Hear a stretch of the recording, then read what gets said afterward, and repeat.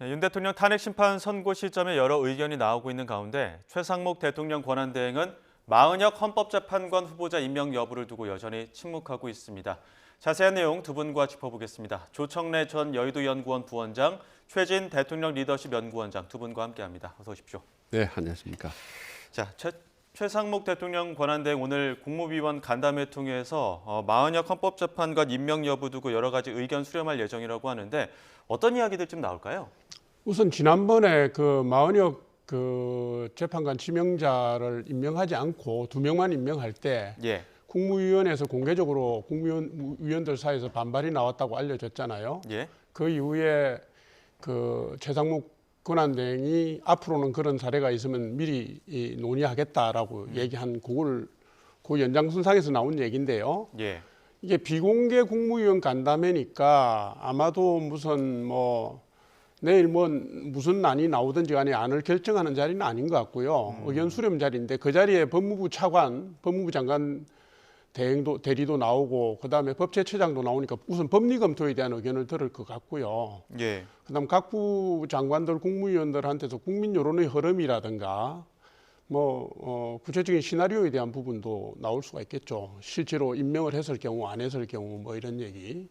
그러니까 폭넓게 듣고 판단하는 밑자료로 쓰겠다라는 예. 자리니까 그런 방향으로 진행될 거라고 봅니다. 앞서 저희가 그 민주당 원내대책회의 박찬대 원내대표 발언 들었었는데 거기서는 이제 간담회에 어떤 내용이 나오든지 간에 오늘 당장 임명해야 된다 이렇게 좀 압박을 하는 모양새거든요. 어떻게 네. 좀 보십니까? 오늘 결론 일단 국무회의 간담회 자체가 이번에 마은혁 임명을 저는 보류 연기하는 그런 수순이라고 봅니다. 어떻게 보면 지금 마은혁 임명 여부가 온 국민의 관심사 아니겠습니까? 그리고 마은혁 임명에 따라서 헌재의 최종 심판 여부 향방이 갈라진다라고 할 정도로 너무 민감한 사안이기 때문에 이 최 대행 입장에서는 상당히 좀 정치적 부담을 가질 수밖에 없다.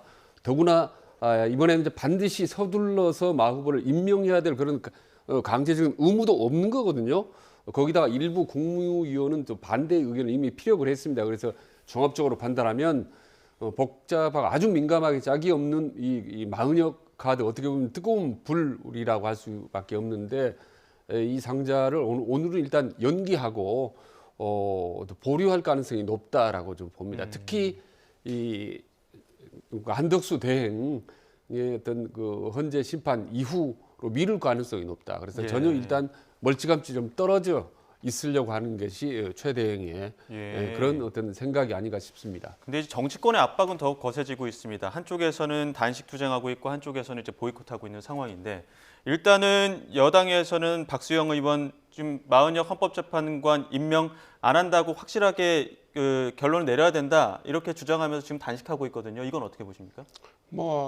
박수영 의원 주장대로 안 한다라고 권한대행이 얘기할 수는 있겠습니까? 예. 그건 아니죠. 평생 공무원으로서 한 분인데 지금 예. 최상목 권한대행이 그러나 이게 헌법재판소가 국회의 권한을 침해했다고 했지만 마은혁 재판관으로서의 지위에 대해서는 헌재가 판단할 수 없다라고 얘기했잖아요. 그거는 뭐냐면 헌법재판소가 권한쟁의 침해 여부에 대해서 의견을 낼 수는 있어도 국가기관이나 헌법기관이 그 부분을 실제로 하도록 강제할 권한은 없다라는 얘기거든요. 예. 그러니까 시기에 대한 것도 못 박혀 있는 규정이나 법이 없어요. 그러니까 말하자면 최상목 권한대행이 이 부분에 대한 결론을 유보하거나 연기하거나 보류할 수는 있지만 안 하겠다고 얘기할 수는 있겠습니까? 그건 아닌 것 같고요. 예. 흐름에 따라서요.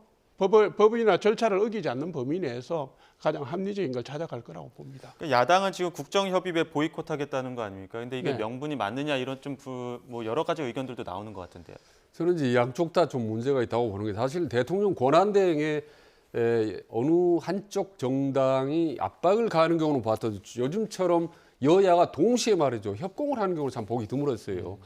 그런 점에서 대행 지금 최대행 같은 경우는 거의 뭐 샌드위치 신세 아닙니까? 예. 근데 보면 마은혁을 임명을 하지 말라고 주장하면서 단식을 하고 있는 민주당도 사실은 보기가 영 바람직하지 않은 것 같고 그리고 또 반대로 국민의힘 같은 경우는 임명하지 말라고 하는 거죠. 좀 말이 그렇죠. 이제 국민의힘에서는 임명하지 말라고 단식하고 있고 민주당에서는 임명하라고 그러니까 보이콧하고 있고. 민주당은 예. 임명을 하라고 단식을 하는 거지 않습니까? 저렇든 모양이 좀 방금 죄송합니다. 임명을 예, 예. 하지 말라고 이제 약간 좀 하는 것도. 둘 다 이제 어느 정도 이제 압박을 가하고 있는데 예, 그 압박하는 모습은 비슷한데 이제 주장하는 내용들은 너무 다르다 보니까 예, 좀 그렇습니다. 헷갈리는 부분들이 저는 있긴 있는 것 헷갈렸습니다. 같습니다. 어쨌든 양쪽이 모양인 바람직하지 않고 일단 이 부분은 모든 부담을 지든 말든 간에 예. 그 최상목 대행에 맡기는 것이 지금으로서는 저는 최선이라고 봅니다. 근데 이제 최상목 대행이 이제 임명을 보류하는 그런 어떤 좀 결정 과정에서 이걸 그러니까 한덕수 국무총리가 탄핵 심판 결과를 받아들고 다시 돌아왔을 때 한덕수 국무총리의 결정을 좀 유임하려는 그런 좀 의도도 있다라는 분석들도 있던데요. 아니 그 뭐 의도가 있는지 없는지는 저희가 알 수 없지만 예. 일정이 그렇게 흘러가니까 그런 거죠. 그런 예. 추측이 나오는데 왜냐하면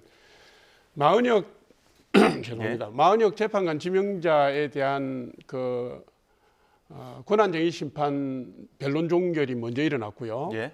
그다음에 한덕수 총리에 대한 탄핵 심판 변론 종결이 그다음에 일어났고 예. 마지막으로 윤석열 대통령에 대한 변론 종결이 일어났기 때문에 예. 그 흐름으로 보면 마은혁 지명자에 대한 지금 헌법재판소의 권한쟁의 심판 결과가 나왔잖아요. 예. 그럼 그 다음에 한덕수 총리 이 결과가 나올 때가 아니냐. 순서대로라고 그러니까 한다면. 언론에서는 빠르면 이번 주에 나올 수 있다 예, 이 얘기인데 지금 언론에 흘러나오고 있는 얘기 흐름을 보면은 헌법재판관들이 평일을 열면서 17일까지 일정을 다 비웠다고 하는 걸로 봐서 예. 과연 17일 이전에 한덕수 총리 탄핵 심판 결과가 나올까요? 그래서 저는 그거는 뭐 추측이라고 보는 거고요. 예. 그 잣대로 놓고서 최상목 권한대행이 자기 권한을 뭐 미루거나 그렇게 하지는 않을 거라고 봅니다. 근데, 오히려 예. 국무위원들의 의견을 폭넓게 수용해서 가장 적절한 안을 가져갈 거라고 저는 봐요. 그 정치권에서 바라보는 거는 최상목 대행이 일단은 보류하고 있으면 한덕수 총리가 기각 후에 이제 복귀하는 타이밍, 그때 이제 한덕수 총리가 어떻게 보면은 임명을 좀 보류하거나 불임명하는 쪽으로 갈 거 아니냐 이런 좀 관측들도 있는 것 같더라고요. 네, 일단 뭐 최상목 대행에서는 가장 뭐 적절한 명분이자 어떻게 보면 이제 핑계가 될 수가 있는 게죠. 예. 그리고 실제로 이번 주에 지금 한덕수 총리에 대한 최종 헌재 심판이 좀 나올 수도 있다고 하지 않습니까? 그러니까 일단 한덕수 이후로 미룬다라고 얘기하는 건 이제 명분이 되죠. 이번 주에 금방 며칠 후면은 금방 한덕수 정부가 복귀할 수도 있는데 굳이 서둘러서 최상목 대행이 마은혁 임명을 강행할 필요는 없다고 이제 보는 거죠. 그런 점에서 일단 날짜를 가늠하기 힘든 예. 연기 수순으로 갈 것 같습니다만 일단 이 상태에서 진짜 야당이 민주당이 그 임명을 부활해야 한다고 그래서 국정협의체에도 불참까지 하는 상황 이런 부분은 참 그렇습니다. 지금 국회의장도 참 난감하다. 이건 좀 바람직하지 않다라는 그런 뉘앙스로 얘기했지 않습니까? 예. 그래서 민생 따로 정치 따로 이렇게 가야 되는 건데 민주당 입장에서 민생을 어떻게 보면 볼모 비슷하게 잡고 저렇게 마은혁 카드를 압박하는 거는 사실 중도층의 흡수 전략 차원에서는 결코 바람직하지가 않다라는 생각이 듭니다. 예. 오늘 국무회의를 통해서 국무위원들 의견을 좀 교환할 예정이라고 하는데 그 시점은 아직 확인되지 않았기 때문에 저희가 만약에 국무위원들 의견이나 국무회의 결과가 조금 나오면 현장 연결해서 한번 전해드리도록 하고요. 마은혁 후보자 임명 여부와 관련해서 지금 한 총리 탄핵 심판 결론 여부 지금 말씀하신 것처럼 17일까지 일정은 좀 비원하기 때문에 그 전에 한덕수 총리에 대한 결과는 좀 그 이후지 않겠느냐 이렇게 관측도 해주셨는데 윤 대통령 탄핵 심판 관련한 이야기도 해보겠습니다. 헌법재판관들 3.1절 연휴에 각자 어떻게 보면은 지금까지의 그 과정들을 좀 체크를 하고 오늘부터는 본격적으로 평의를 진행한다는 거 아닙니까? 어떤 좀 평의 내용들이 좀 나올까요? 평의 결과에 저희가 알 수가 없지만요. 예. 이제 뭐 연휴 동안에 각 재판관들이 쟁점 정리를 한 다음에 오늘부터 평의를 한다고 하니까 이번 주에 4번, 예. 다음 주에 5번. 예. 그러니까 17일까지 해봐야 10번밖에 안 돼요. 예. 그러니까 노무현 전 대통령이나 박근혜 전 대통령의 사례를 보면 평의가 제가 볼 때 최소 10번 정도는 있을 것 같은데 17일까지 하더라도 촉박하다. 그래서 예. 평의 결과가 나오는 게 제가 볼 때 17일 이후가 될 것 같고요. 예. 보통 평의를 거치고 평결을 한 다음에 결정문 초안을 쓰고 이제 선고를 하지 않습니까?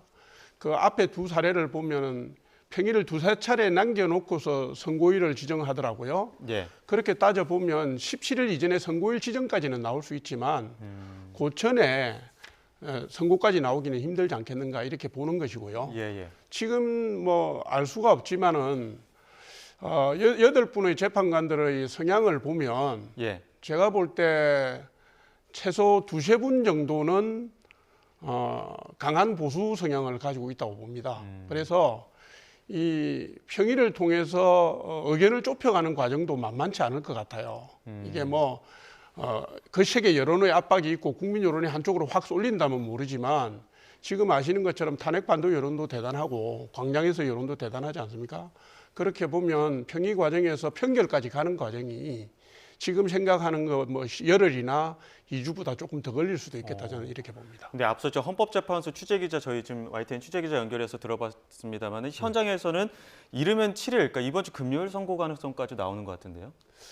저는 글쎄요 그렇게 빨리 내리긴 쉽지 않을까 싶습니다. 왜냐하면 노무현 대통령 같은 경우는 최종 변론 이후에 선고까지 지금 14일 2주 걸렸거든요. 그리고 박근혜 대통령 11일 걸렸는데 이번 같은 경우는 실제로 탄핵이나 아니면 인용하는 그 큰 방향성의 시효나 계엄이라는 워낙 엄중한 그 큰 사건이다 보니까 밖에서 이제 보수 진보 간의 격돌이 치열하기 때문에 그렇게 빨리 내기는 쉽지 않다. 그래서 저는 17일 정도까지는 가지 않을까라는 짐작을 합니다. 근데 보니까 최근 언론에서 그런 얘기를 보도를 나오는데 자, 헌재 재판관 8명이 판결을 할 때 전원 일치로 결정이 나는 것이 국민 화합에 도움이 되느냐? 아니면은 지금 찬반이 팽팽하기 때문에 오히려 소수 의견이 있는 것이 오히려 국민 통합에 더 유리하냐를 놓고 또 얘기가 엇갈리더라고요. 근데 아마도 지금 흐름으로 볼 때는 가능하면 아마 어느 한쪽이든 전원일치 쪽으로 갈 가능성이 높다고 봅니다. 그래서 주심이 사건 전체 내용을 검토한 내용을 발표를 하고 그다음에 재판관으로부터 이제 계속 반론인과 수정 보완 의견을 듣는 과정 이런 과정을 지금 계속 매일매일 지금 하겠다는 거 아니겠습니까? 그렇기 때문에 아마 2주 정도는 소요되고 또 충분히 의견을 수렴한 다음에 기각이든 인용이든 어느 한쪽으로 좀 상당히 전반적인 전원 합의 형식으로 나오지 않을까라는 저는 예측을 해봅니다. 두 분 공의 그러니까 다음 주 14일까지는 평의가 이어지고 그 이후에도 판결이 나올 가능성 이 부분을 좀 언급해 주셨는데 지금까지 11차례 변론 기일은 녹화 중계였습니다. 녹화된 내용들을 저희가 시차를 두고 중계해드리는 형식이었었는데 생중계 여부는 어떻게 될까요? 그래서 지금 최종 선고 일이 날짜가 확정되면 이제 생중계 여부를 한다고 하지 않습니까? 공개를 한다고 그러는데 지금까지 변론을 11차례 같은 건 전부 다 생중계를 했기 때문에 저는 생중계를 오히려 하는 것이 좀 국민들에게 오히려 이 재판 과정을 투명하게 보여주겠다는 점에서 좀 필요하다고 봅니다. 근데 이 부분이 지금 문제는 밖에 광장에서 말이죠. 광화문 여의도에서 너무 양측 간에 치열하게 서로 지금 대립하고 있기 때문에 그런 모습을 생중계하는 것이 과연 국민 통합에 도움이 될지 이런 부분을 아마 헌재에서도 아마 막판까지 고민을 하지 않을까라는 생각이 듭니다. 예. 자, 윤 대통령 측의 구속 취소 청구한 지도 지금 약 한 달 정도 지났습니다. 이 지금 원래 구속 취소 청구 결론 같은 경우는 7일 이내 나기로 했는데 재판부에서 충분한 시간을 좀 주지 않았습니까? 이러면 오늘 이후부터는 좀 나올 가능성을 점치고 있던데 어떻게 보십니까? 근데 구속 취소 청구는 사실은 관련 신문 절차가 없어도 되는 판사가 재량으로 하면 되는 건데 예. 특이하게 쟁점을 다투는 심사 과정을 끼워 넣었고요. 그다음에 7일 이내라는 걸 어기고 지금 한 달 가까이 왔기 때문에 제가 볼 때는 판사가 탄핵 심판 결과를 기다리고 있는 게 아닌가 싶어요. 왜냐하면 이게 이제 구속 기간을 법적으로 만료되고 난 뒤에 구속 기소했다라는 거를 지금 윤 대통령 변호인단에서 지속적으로 주장을 하고 있고 이 상황에서 판사가 구속 취소를 했을 경우에 생기는 후폭풍이라든가 법리 논쟁이라든가 이런 부분들도 있을 수가 있고요. 예. 그다음에 실제로 어떤 구속 취소 결정을 내렸을 때 그것이 국민 여론에 미치는 영향 이런 부분들을 판사가 고려하고 있는 게 아닌가 하는 의혹이 들어요. 그래서 지금까지 하지 않았다면 앞으로의 보름 정도 더 시간을 끌지 않을까. 언론에서는 빠르면 이번 주에 나올 수 있다라고 예측을 하는 것 같은데요. 예. 이번 주에 구속 취소를 만약에 한다면 어떤 상황이 벌어지겠습니까? 그러니까 이게 판사가 정치적인 상황, 국민 여론까지 고려하고 있는 것 같다 이 말씀입니다. 예. 아마 뭐 그 탄핵 심판 이후까지도 이제 가능성을 저는 열어두고 그럴 봐야 수도 된다 이렇게 있다고 말씀을 해주셨는데요. 자, 탄핵 심판 결론을 앞두고 있는데 지금 김용현 전 국방부 장관이 3.1절 집회를 보낸 옥중 편지의 어떤 극단적인 표현을 두고도 후폭풍이 이어지고 있습니다. 어떤 발언이 있었는지 잠시 녹취 들어보시죠. 장관이 적어주신 구호를 제가 읽고 외치겠습니다. 함께 따라해 주십시오. 불법 탄핵 재판을 주도한 문영배, 이미선이, 정계선이를 즉각 처단하자. 네, 이게 3.1절 집회에서 있었던 내용인데 헌법재판관들의 실명을 그대로 거론하면서 처단하라는 문구가 나와서 이를 두고 굉장히 큰 후폭풍이 있는 것 같아요. 어떻게 보셨습니까? 야, 저 후폭풍을 정말 예상하지 못했다면 김용현 전 장관은 전혀 상황을 판단을 못하거나 아직 오판하고 있고 오히려 지금 국민의힘이나 윤석열 대통령이 오히려 더 불리하게 지금 작동을 하고 있다고 보거든요. 그러니까 처단한다. 지금 헌법재판관 문영배, 이미성, 경계선 같은 건 세 사람 실명을 거론했어요. 예. 헌법재판관을 처단해야 된다라고까지 표현했는데, 야 이게 지금 처단이라는 표현이 구호사를 찾아보니까 결단을 내려서 처치함. 그러니까 어떻게 보면 이게 물리적으로 말이죠. 사람을 어떻게 살상을 한다는 그런 극단적인 표현인데 이런 표현을 밖으로 공개하도록 했다라는 것은 정말 문제가 심각하다라는 생각이 들고요. 저는 이런 게 오히려 좀 헌재 판단할 때는 오히려 심리적으로 좀 불리하게 작용을 할 수 있지 않을까라는 생각이 오히려 듭니다. 예, 이러한 메시지가 현장에 있을 때 조금 더 극대화된 부분들이 그 현장 집회 참석자들의 또 구호로도 또 활용이 됐다 보니까 이게 좀 더 많은 논란이 되고 있는 것 같은데 어떻게 바라보셨습니까? 이게 이제 집회에서 가면 더 정폭되게 돼 있잖아요. 예. 일반적으로 10 정도의 강도로 올라가면 30 정도로 나오는 게 현장 예. 집회의 분위기고 열기거든요. 근데 그걸 떠나서 이게 변호인단을 통해서 어떤 입장문을 전달할 때요. 그것도 기록된 형태로 할 때 그 집회가 현장 집회라는 걸 알고 있을 텐데 이런 식의 극단적인 표현을 쓴 건 매우 부적절하다고 저는 생각합니다. 국민 예. 여론이나 시대 분위기도 맞지가 않아요. 예를 들어서 뭐 헌재가 편향이 됐다. 법률 적용상에 문제가 있었다. 그간의 절차에 대해서 문제가 있었다. 이런 문제 같으면 차분하게 합리적으로 국민들에게 호소하는 게 맞다. 이렇게 보는 것이고요. 거기에 열기에 휩쓸려서 그걸 오히려 자극하는 방식으로 하는 게 지금 나라의 발전과 국민 여론을 이끌어가는데 무슨 도움이 되는가 하는 생각을 저는 했습니다. 예. 그러다 보니까 이제 국민의힘 서천호 의원이 가세한 부분들도 더욱더 이제 어떤 네. 그런 메시지들을 증폭시킨 측면이 네. 있는데 공수처 선관위 헌재 그 불법과 파행을 자행하고 있기 때문에 때려 부수자 이런 이야기를 했단 말이죠. 이 부분은 어떻게 보셨습니까? 이게 헌법기관에 대해서 전면적으로 부정하는 건 매우 부적절하다고 저는 봅니다. 예. 그거는 뭐냐면 대한민국 헌법체제의 문제를 제기하는 것이기도 하고요. 어쨌든 국민의 총의를 모아서 만든 헌법이고 우리가 지켜야 될 법률이거든요. 그거를 국민 총의를 모아서 개정할 때까지는 억울하더라도 뭐 불만이 있더라도 어쨌든 최소한의 검도는 지켜야 된다는 게 저는 기본 생각이고요. 예. 일부 의원들이 나와서 그런 식의 발언을 하는 걸 보면서 저는 아주 불편했습니다. 예, 또 국민의힘에서는 이제 이재명 대표 그 탄핵 찬성 집회 참석했을 때 그 연평도 꽃게밥이 됐을 것이다. 그러니까 내란의 밤이 계속됐으면 연평도로 가는 바닷속 어딘가에서 꽃게밥이 됐을 것이다. 이런 발언을 했는데 이 부분 두고 또 국민의힘의 공세가 이어지는 것 같더라고요. 적절치가 않죠. 그러니까 이재명 대표가 직접 연단에 올라서 공개적으로도 본인이 직접 입으로 마이크를 잡고 얘기한 거 아니겠습니까? 저건 지금 차기 대권 유력한 주자이고 어떻게 보면 명실상부하게 공식적으로 다시는 권력에서의 1위라고 다름없을 정도 이 전국을 주도하고 있는 사람이 저렇게 꽃게밥 신세나 이런 표현들은 정말 이 지지층을 자극하고 어디서 반대층도 또 민감하게 자극한다는 점에서 여러 가지로 부적절한 발언인 것 같다라는 생각이 듭니다. 그리고 참 과거에 이제 뭐 개딸이나 강성 지지층의 발언들이 너무 세다라는 예.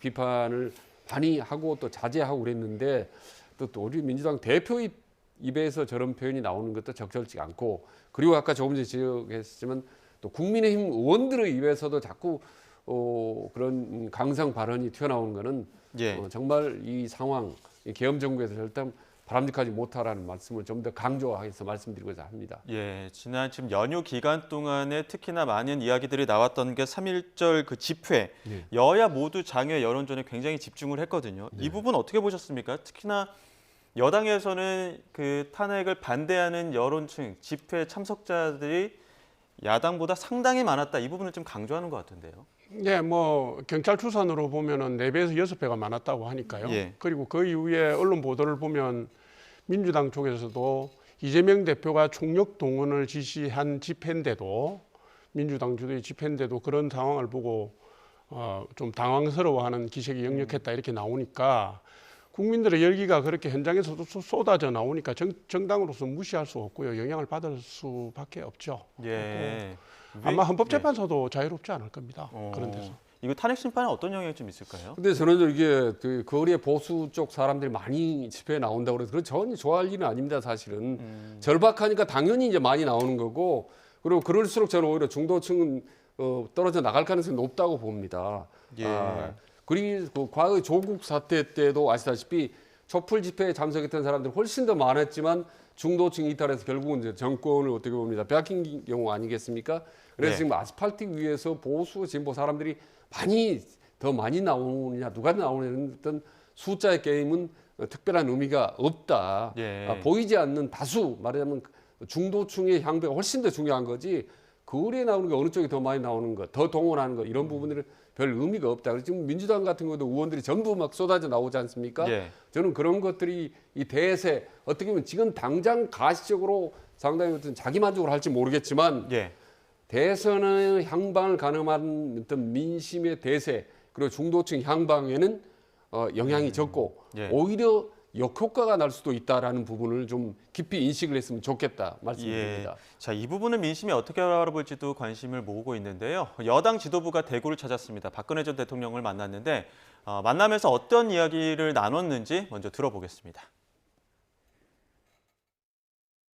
먼저 권성동 원내대표께서 지난 박근혜 전 대통령 탄핵 과정에서 소추위원장을 맡은 것에 대하여 박 전 대통령께서 사랑을 참 많이 주셨는데 마음을 아프게 해드려서 너무 죄송스럽다라는 말씀을 하셨고 박 전 대통령은 다 지난 일인데 이제 너무 개의치 말고 나라를 위해서 열심히 일해달라 이렇게 말씀을 하셨습니다.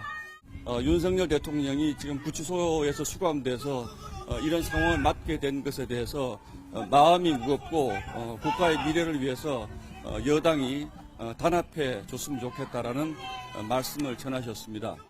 개인의 소신이야 항상 있을 수 있지만 집권당의 대표가 소신이 지나쳐서 사사건건 계집각을 세우는 것은 바람직스럽지 않다.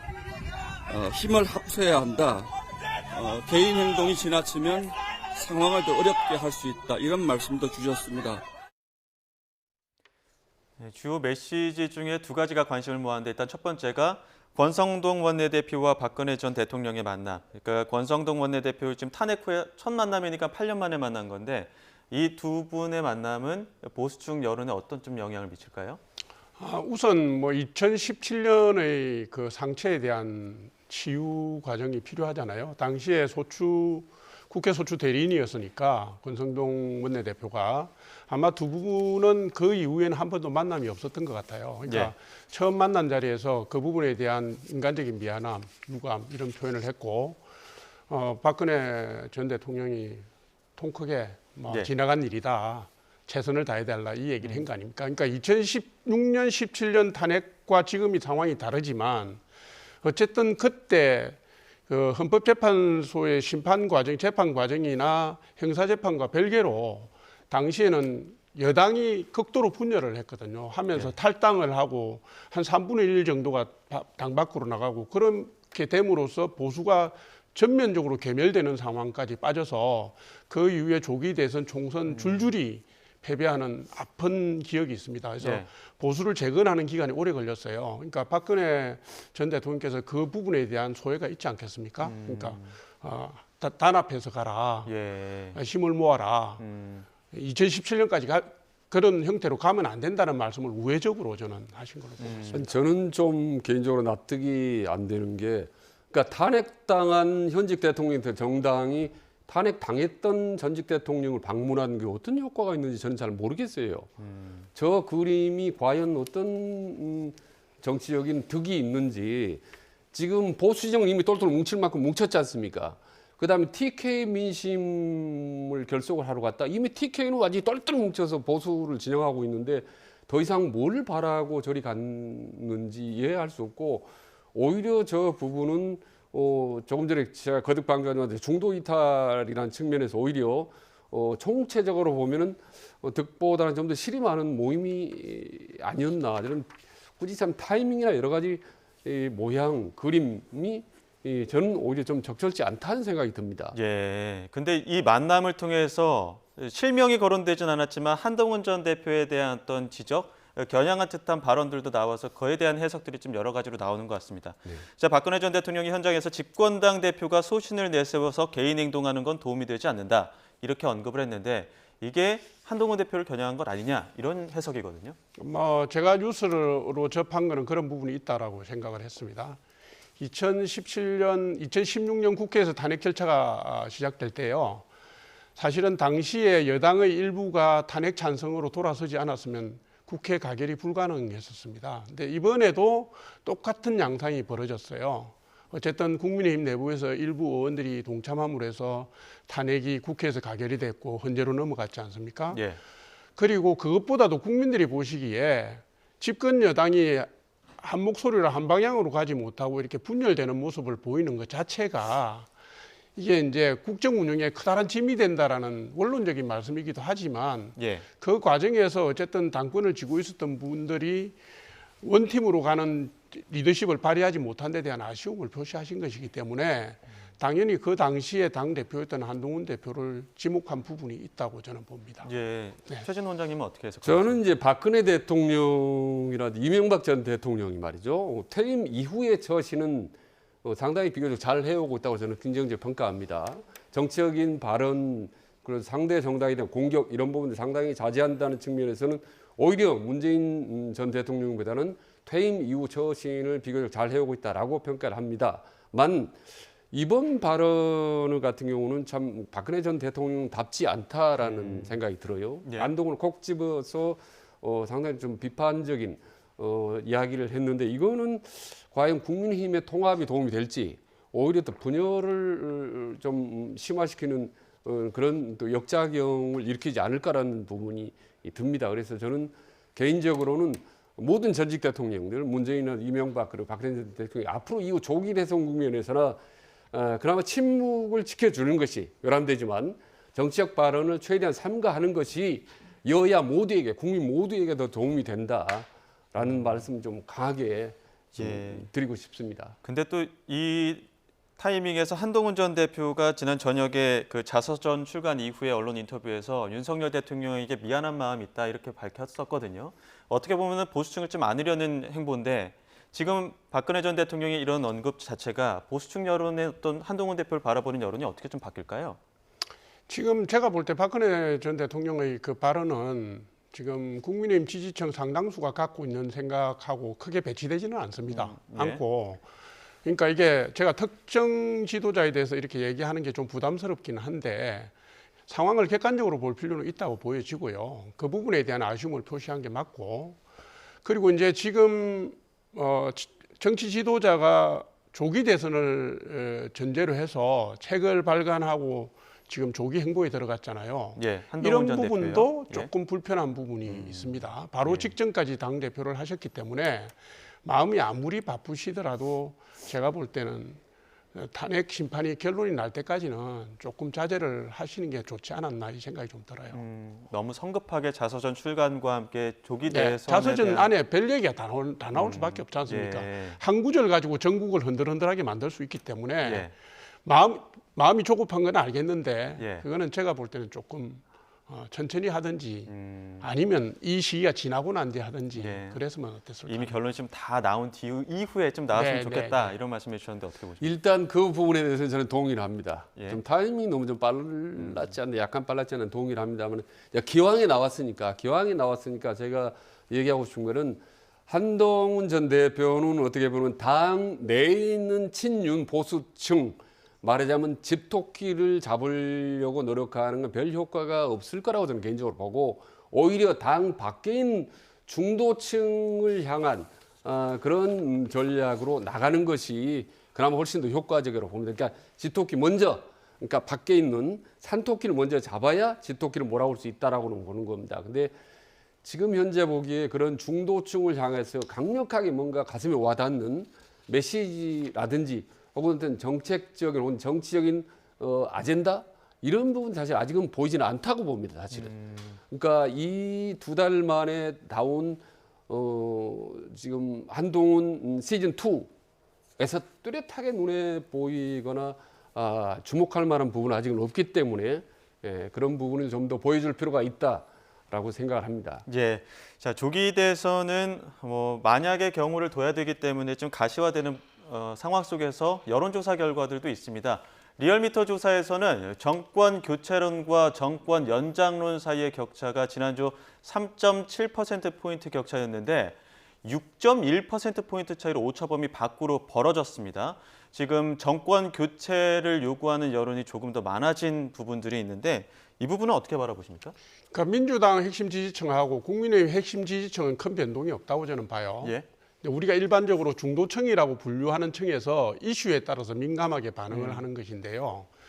계엄 초기부터 지금 탄핵 심판 중간까지는 민주당이 점령군식 형태를 보임으로 해서 거기에 실망한 중도층들이 반발로 예. 움직였다면 예. 최근에 광장의 집회를 통해서 많은 국민들이 고생을 하고 계신데 너무 강성 발언이 나온다든가 국민 전체를 보듬고 갈 수 있는 내용이 아니라 너무 일방적인 주장을 한다든가 이런 부분들이 영향을 미치는 것 같기도 하고요. 예. 그다음 이런 부분들이 혹시 보수의 내부 분열로 연결되는 게 아닌가 하는 우려도 조금씩 만들어지고 있어서 그런 영향을 미치고 있는데 이 여론조사는요.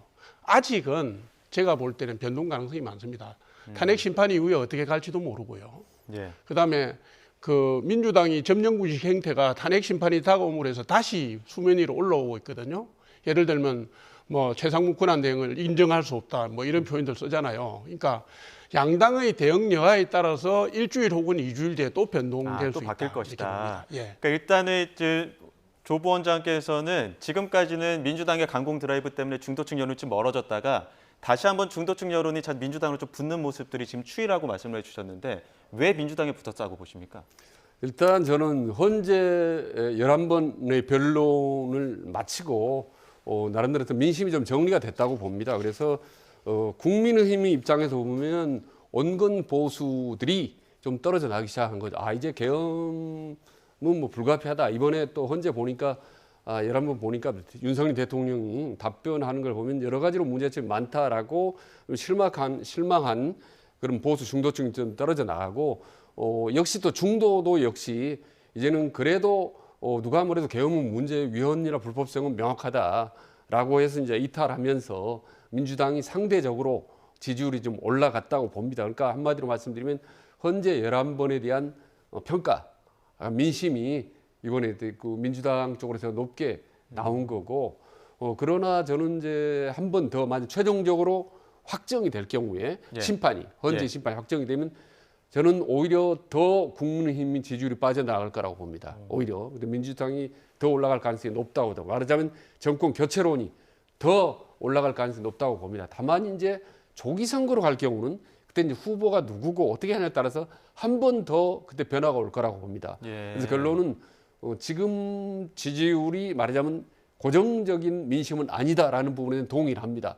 앞으로 중도층이라는 거는 케이스 바이 케이스로에 따라서 얼마든지 옮겨갈 수 있기 때문에 지금은 이 시점에서는 계엄이 분명히 문제가 많다, 위헌이다, 불법성이다라는 데 대해서 더 많은 힘을 실어주고 있지만 앞으로 이후 하는 것, 조기 국면 과정에서 어느 양쪽 정당이 하는 것 봐서 또다시 한 번 더 요동칠 수 있다. 말하자면 또다시 민주당을 떠나서 국민의힘 쪽으로 중도층이 상당히 넘어갈 가능성도 여전히 저는 있다고 봅니다. 예. 그런 점에서 여야는 절대로 지금 여론조사 수치에 방심하거나 아전인수격으로 해석을 하면 절대 안 된다는 말씀을 드립니다. 지금 현재 그 앞서 최상목 대통령 권한대행 그 미국발 총상 전쟁 위기를 극복하기 위해서 통합의 힘을 거듭 강조했습니다. 오늘 국무위원 회의가 또 있었는데 이와 관련해서도 여러 가지 이야기들이 나온 것 같습니다. 국민 통합의 시금석은 국정협의회라면서 여야의 대승적 협조를 요청하기도 했는데요. 조금 전 진행됐던 국무회의 모두 발언부터 들어보겠습니다. 지금부터 제9회 국무회의를 시작하겠습니다.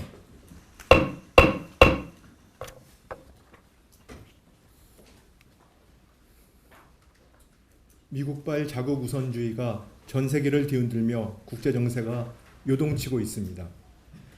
영원한 우방도 영원한 적도 없다는 냉혹한 국제 질서를 절감하는 요즘입니다. 강대국과 우방국의 선의에만 기대서는 자국의 안보, 산업, 기술 그 어느 하나도 온전히 지켜나갈 수 없는 현실을 직시해야 합니다. 그 어느 때보다도 대한민국의 생존과 번영을 위한 통합의 힘이 절실합니다. 무엇보다 정부와 국회, 민간이 힘을 합쳐 당면한 미국발 통상전쟁에 총력 대응해야 합니다. 저는 지난 금요일 베센트 미 재무장관과 화상 면담을 통해 굳건한 한미동맹을 확인하고 경제, 통상, 안보, 금융 협력 방안과 함께 우리의 요청사항을 확실히 전달하였습니다. 산업부 장관은 지난주 러트닝 미 상무부 장관 등과 만나 조선, 첨단산업 등 전략산업 협력 강화 방안을 협의하고 관세 면제 요청을 하였습니다. 한미양국은 관세 조치 논의와 조선 협력 강화 등을 위한 실무협의체를 가동하기로 합의하였습니다. 정부는 우리 기업 등과 원팀이 되어 국익을 지키는 데 모든 힘을 쏟아붓겠습니다. 전례 없는 정치적 불확실성에서 민생경제의 어려움이 가중되고 미국발 통상전쟁 등 국가적으로 엄중한 시기입니다.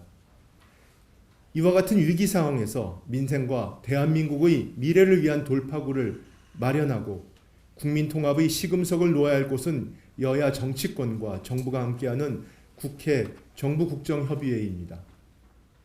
다행히 지난주 국회에서 첨단산업 육성을 위한 에너지 3법과 반도체 기업 투자세 공제율을 올리는 K-칩스법 등이 통과되었습니다. 여야 국회에 진심으로 감사드립니다. 그러나 아직도 국민연금 고갈 방지를 위한 연금 개혁과 고소득층 반도체 연구자 자율근로 허용, 소상공인 중소기업 세제 지원 등 정부와 국회가 한시라도 빨리 해법을 모색해야 할 국가적 현안이 산적해 있습니다. 여야 정치권의 대승적 협조를 간곡히 요청드립니다. 오늘 전국 모든 유치원과 초중고등학교가 개학했습니다. 오늘 간담회에서 그 마은혁 헌법재판관 후보자와 관련된 국무위원들의 의견도 수렴하겠다고 밝혔는데 그와 관련된 내용에 앞서서 이제 모두 발언 내용만 나온 겁니다. 일단 에너지 3법이나 K-칩스법 통과에 대해서는 여야의 진심으로 감사드린다라고 하면서도 연금 개혁 등 현안에 대해서는 여야의 좀 대승적인 협조를 요청한다. 국정협의회와 관련해서도 조금 더 시급한 현안들은 해결이 돼야 된다 이런 이야기를 했는데 모두 발언 일단 어떻게 들으셨습니까? 핵심은 두 가지인 것 같아요. 국민 통합을 지금 말씀하셨잖아요. 예. 지금 이제 여러 가지 현안에 대한 일치된 대응이 필요하다는 뜻도 있지만 탄핵 심판 자체가 이제 막바지로 향해서 가고 있지 않습니까? 예. 그러니까 결론이 어떻게 나든지 간에 국민들께서 지금의 분열 양상을 치유하고 통합해서 한 목소리로 가면 좋겠다. 여야도 협조해달라. 이런 뜻인 것 같고요.